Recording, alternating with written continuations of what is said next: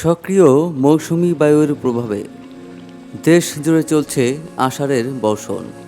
গত ২৪ ঘন্টায় দেশের বিভিন্ন অঞ্চলে ভারী বর্ষণ হয়েছে। এর মধ্যে কক্সবাজারে সর্বোচ্চ ২৪০ মিলিমিটার বৃষ্টিপাত রেকর্ড করা হয়েছে। এ পরিস্থিতিতে আগামী ৪৮ ঘন্টায় দেশের ৪ বিভাগে ভারী থেকে অতি ভারী বৃষ্টির পূর্বাভাস দিয়েছে আবহাওয়া অধিদপ্তর।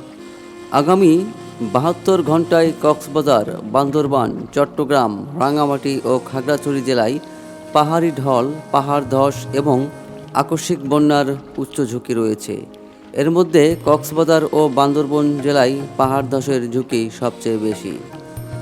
আবহাওয়া অধিদপ্তরের আবহাওয়াবিদ ওমর ফারুক জানিয়েছেন, আগামী ৪৮ ঘন্টায় খুলনা, বরিশাল, চট্টগ্রাম ও সিলেট বিভাগের কোথাও কোথাও ভারী ৪৪ থেকে ৮৮ মিলিমিটার থেকে অতি ভারী ৮৮ মিলিমিটারের বেশি বৃষ্টিপাত হতে পারে। তিনি বলেন, অতি ভারী বৃষ্টির কারণে চট্টগ্রাম মহানগরীর নিচু এলাকায় সাময়িক জলাবদ্ধতার সৃষ্টি হতে পারে। এছাড়া চট্টগ্রাম বিভাগের পাহাড়ি এলাকায় ভূমিধসের ঝুঁকিও রয়েছে।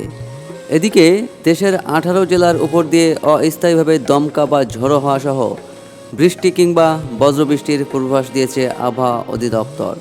জেলাগুলো হলো রংপুর, রাজশাহী, পাবনা, বগুড়া, টাঙ্গাইল, ময়মনসিংহ, ঢাকা, ফরিদপুর, কুষ্টিয়া, যশোর, খুলনা, বরিশাল, পটুয়াখালী, নোয়াখালী, কুমিল্লা, চট্টগ্রাম, কক্সবাজার ও সিলেট। এ কারণে সংশ্লিষ্ট এলাকার নদীবন্দরগুলোকে ১ নম্বর সতর্ক সংকেত দেখাতে বলা হয়েছে। আবহাওয়া অধিদপ্তরের তথ্য অনুযায়ী গত ২৪ ঘন্টায় কক্সবাজারে সর্বোচ্চ ২৪০ মিলিমিটার বৃষ্টিপাত রেকর্ড করা হয়েছে। এছাড়া কুতুবদিয়ার ১৪৯ মিলিমিটার, চট্টগ্রামে ১৩৮ মিলিমিটার, সন্দ্বীপে ১১৯ মিলিমিটার, বান্দরবানে ৮৩ মিলিমিটার, পটুয়াখালীতে ৬৩ মিলিমিটার এবং খেপুপাড়ায় ৫৩ মিলিমিটার বৃষ্টিপাত হয়েছে।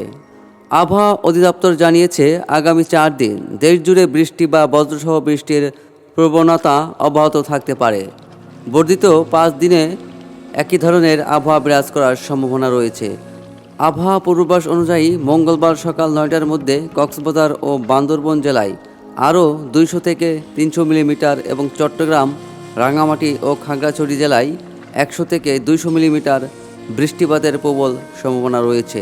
এই অতিবৃষ্টির কারণে ইতিমধ্যে কক্সবাজার ও বান্দরবান জেলার বিভিন্ন নদ নদীতে পাহাড়ি ঢল নেমেছে। মাতামুহুরী নদীর পানি ইতিমধ্যে বন্যা বিপদসীমার কাছাকাছি পৌঁছে গেছে।